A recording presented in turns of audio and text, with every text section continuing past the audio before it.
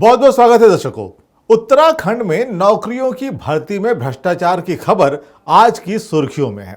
इन भर्तियों में यहां के मंत्रियों अधिकारियों ने जम के फायदा उठाया है, जिसमें पूर्व मंत्री अरविंद पांडे ने तो कमाल ही कर दिया। मंत्री जी ने अपने चचेरे भाई सुनील पांडे, जय किशन पांडे, सोनी पांडे, इन सबको कॉलेजेस में नौकरी दिलवा दी। और सुनिए, भतीजे राजू पांडे, उज्जवल पांडे और ऋतिक पांडे के साथ साथ भांजे धर्मेंद्र और दामाद संतोष को भी सरकारी नौकरी दिलवा दी। बिना किसी योग्यता के फर्जी तरीके से नौकरी पाने वालों में पूर्व मुख्यमंत्री नित्यानंद स्वामी की बेटी, विधानसभा अध्यक्ष प्रेमचंद अग्रवाल का बेटा, मेयर सुनील उनियाल की बीबी, मंत्री सुबोध उनियाल का साला, बीजेपी प्रदेश अध्यक्ष महेंद्र भट्ट का भाई, शिक्षा मंत्री धन सिंह रावत का भांजा, कांग्रेस विधायक सूरवीर सजवान का साला और तो और केंद्रीय रक्षा राज्य मंत्री अजय भट्ट का साला भी, सबके सब बिना किसी योग्यता के सिर्फ रिश्तेदारी के कारण सरकारी नौकरी पा गए। और तो और शातिराना हरकत की इंतहा ये कि मामला मीडिया में ना आ जाए, किसी को पता ना चल जाए, इसीलिए 40 से ज्यादा पत्रकारों की बीबियों को भी सरकारी नौकरियां दे दी। अरे वाह साहब, देश तो आरक्षण से बर्बाद हो रहा है और सरकारी नौकरियां बंट रही है अयोग्य सवर्ण रिश्तेदारों को। लेकिन आप उनको अयोग्य नहीं कह सकते, क्योंकि आप शर्माते हैं, लजाते हैं, आपको चिंता रहती है लोक लाज की। कोई भी SC ST OBC अधिकारी या मंत्री बनने के बाद भी इस बात से डरता रहता है कि अपने प्रभाव से अगर उसने अपने वर्ग के लोगों को नौकरी या अन्य लाभ दिलवा दिया तो बदनामी हो जाएगी, और इसीलिए वो भी ज्यादा से ज्यादा सवर्णों को ही लाभ पहुंचाता है। SC ST OBC अधिकारी भी देवगणों यानी कि सवर्णों के सुर में सुर मिलाने लगते हैं। इनको डर लगता है कि कोई असुर न समझ ले, और उधर सवर्ण लोग अधिकारी या मंत्री बनते ही धड़ल्ले से सबसे पहले स्वजनों, रिश्तेदारों को लाभ पहुंचाते हैं।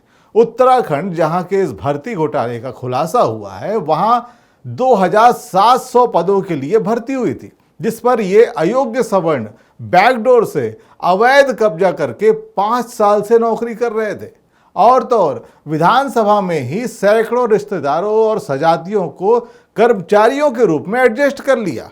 अपनों को फायदा पहुंचाने के चक्कर में सिर्फ 70 सदस्यों वाली विधानसभा में 560 से भी ज्यादा अधिकारी कर्मचारियों की भर्ती कर ली। देखो, ये देवभूमि है, यहां देवताओं की संख्या ज्यादा है और असुरों की कम है। यानी कि इस पहाड़ी राज्य में 35% ठाकुर हैं और वहीं 25% ब्राह्मण लोग रहते हैं। प्रदेश की कुल जनसंख्या में अनुसूचित जातियों की जनसंख्या सिर्फ 17.9% है और अनुसूचित जनजातियों की जनसंख्या सिर्फ 3% है। मतलब ये कि तथाकथित देवताओं की संख्या सबसे ज्यादा और उनके सुर में सुर ना मिलाने वाले यानी कि असुरों की संख्या सबसे कम। और इसी कारण उत्तराखंड की सत्ता पर हमेशा से कांग्रेस और बीजेपी का ही कब्जा रहा है।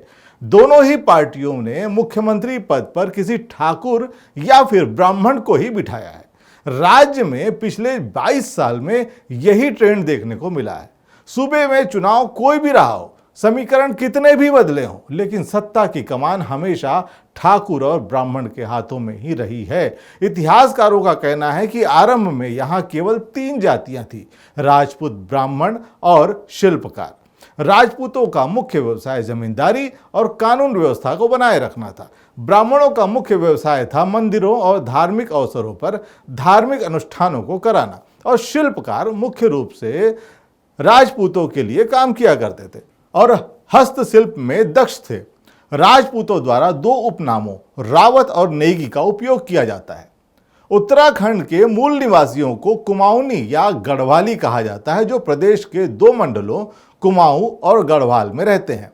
एक अन्य श्रेणी है गुज्जर, जो एक प्रकार के चरवाहे हैं और दक्षिण पश्चिमी तराई के क्षेत्र में रहते हैं। और इसी कारण उत्तराखंड में हुए भर्ती घोटाले के इस महाघोटाले में असली जिम्मेदार भी ठाकुर और ब्राह्मण ही हैं। मध्य प्रदेश में भी भर्तियों के व्यापम घोटाले से जिसको लाभ मिला था, उसके ज्यादातर लाभार्थी ये अयोग्य सवर्ण कैंडिडेट्स ही थे।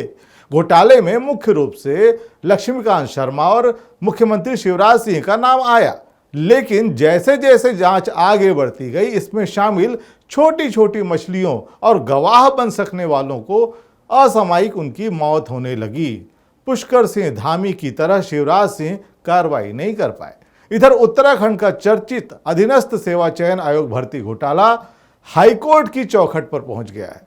विधानसभा में उपनेता सदन व युवा विधायक भुवन कापड़ी ने हाईकोर्ट में इस बाबत एक याचिका दायर कर पूरे घोटाले की सीबीआई से जांच की मांग की है। याचिका में यह कहा गया है कि उत्तराखंड में अधीनस्थ सेवा चयन आयोग ने जो भी परीक्षाएं कराई है उसमें गड़बड़ियां सामने आई है। घोटाले में शामिल गिरफ्तार हुए भारतीय जनता पार्टी के जिला पंचायत सदस्य और हाकम सिंह का कद बढ़ाकर सरकार इस खेल के पीछे के असली मगरमच्छों को बचाने का काम कर रही है। याद आया व्यापम? और इसीलिए वह अब युवाओं को न्याय दिलाने के लिए कोर्ट की शरण में वो आए हुए हैं। सवर्णों द्वारा अयोग्यों को बैकडोर से योग्य बनाने और उनको लाभ पहुंचाने की प्रथा बहुत पुरानी है। ये देवगण हमेशा से ही सत्ता में रहे हैं और उसी की बदौलत सजातियों को नौकरियों में बैकडोर से आरक्षण देते रहे हैं।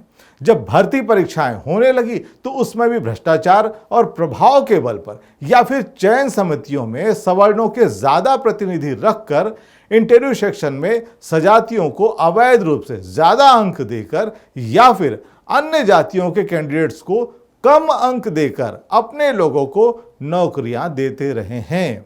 देश की सबसे बड़ी परीक्षा यूपीएससी में भी जब अन्य जातियों के लोग आने लगे तो सवर्णों ने वहां फिर से लैटरल एंट्री के नाम से सवर्णों के लिए बैकडोर एंट्री का रास्ता बना दिया।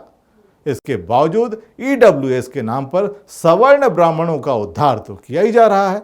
कुल मिलाकर उत्तराखंड हो या मध्य प्रदेश का व्यापम, ये घोटाले सवर्ण घोटाले हैं और इन घोटालों में एससी एसटी ओबीसी का कोई रोल नहीं है। फिर भी ये सब यही कहेंगे कि आरक्षण से देश बर्बाद हो रहा है। बहुत बहुत धन्यवाद।